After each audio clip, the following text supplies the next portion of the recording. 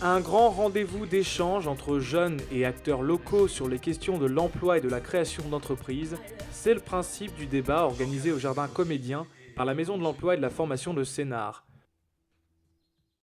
L'objectif de cette soirée riche en interventions, permettre aux jeunes de poser leurs questions aux acteurs prépondérants du territoire sénartais sur les difficultés rencontrées au quotidien dans leur recherche d'emploi et leurs projets de création d'entreprise. Est-ce que, effectivement, comme il disait, ce serait pas mieux de voir d'abord les compétences avant même d'entrer en entretien, c'est une situation stressante. Donc, d'abord d'aller sur le terrain, voir ce qu'il est capable de faire sur le terrain, ce qu'il est compétent, avant même de faire un entretien de visu et de lui poser des questions qui pourraient le stresser. Aujourd'hui, on a évidemment la chance d'avoir sur Sénart, je le disais tout à l'heure, un partenariat avec des chartes qui ont été signées entre les entreprises et la Maison de l'Emploi. Ça a débuté l'année dernière, donc c'est encore très récent, ça monte en puissance. Je crois qu'il faut qu'on accélère ce processus et qu'on mette peut-être parmi les priorités pour les entreprises le fait d'accompagner effectivement les stagiaires, les contrats en alternance. 3 axes à suivre ont ainsi été déterminés par les participants. Améliorer la rencontre jeunes et entreprises, renforcer l'alternance et permettre une première expérience aux jeunes. Ces discussions constructives déboucheront sur des actions pilotées par la Maison de l'Emploi et de la Formation et les jeunes.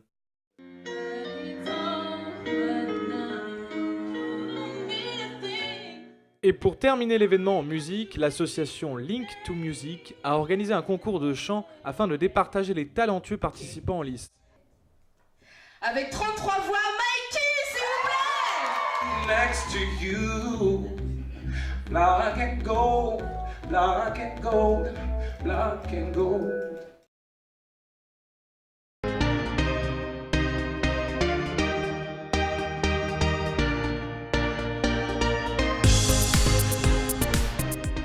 Deuxième débat, nouvelle thématique. C'est à la Ferme des Arts que les jeunes ont interrogé les acteurs du territoire sénartais sur les questions de l'orientation et de la formation. Niveau 5e, 4e, j'avoue que ça, on ne sait pas encore vraiment ce qu'on veut dans la vie. Niveau professionnel, j'avoue. Mais après, à partir de la 3e, le lycée, il faut se faire une idée. Il faut savoir comment travailler, justement.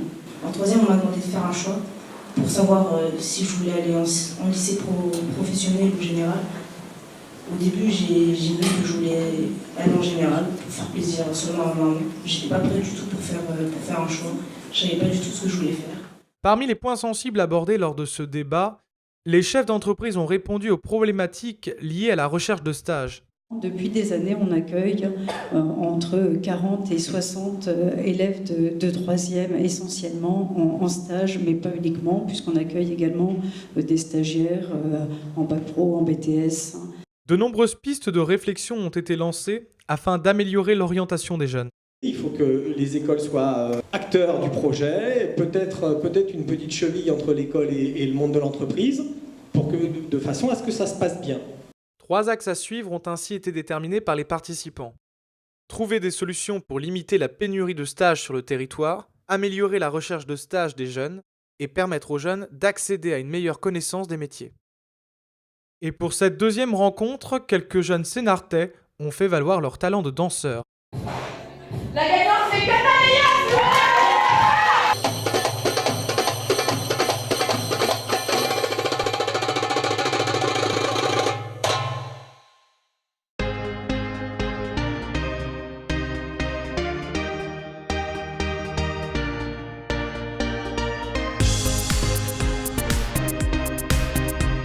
Troisième débat, dernier rendez-vous. Les échanges entre jeunes et acteurs du territoire ont porté sur les problématiques de la vie quotidienne. Les associations sportives en fait sont payantes et il y a des personnes qui ne peuvent pas y accéder. Donc même pour le faire, est-ce qu'il y a des associations qui sont gratuites pour les jeunes?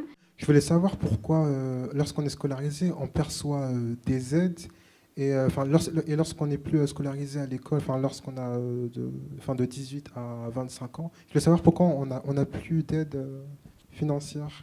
Quand les mairies ou par exemple le Sénart organisent des activités pour les jeunes, pour animer par exemple Sénart ou une ville, est-ce qu'ils s'adressent directement aux jeunes? L'objectif de ce débat, créer du lien entre les structures d'aide existantes et les jeunes en quête d'information.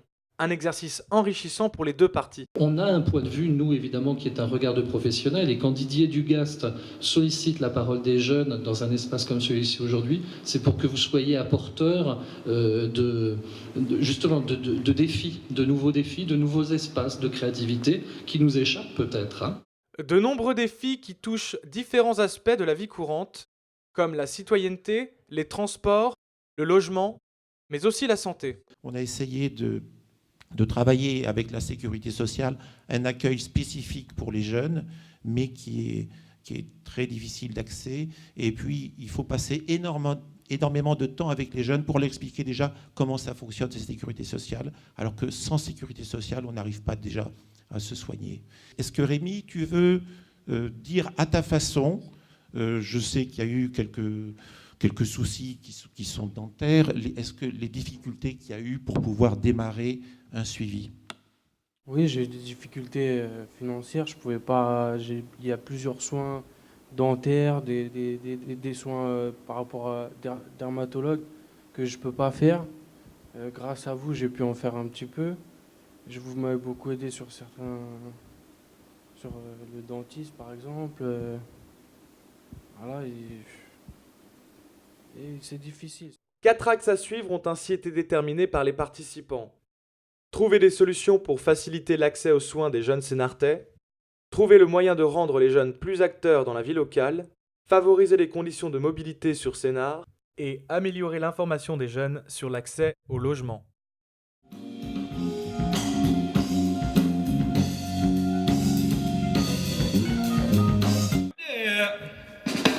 Et pour ce 3e concours musical, le public a voté pour départager le groupe qui participera au grand concours anniversaire du 30 novembre.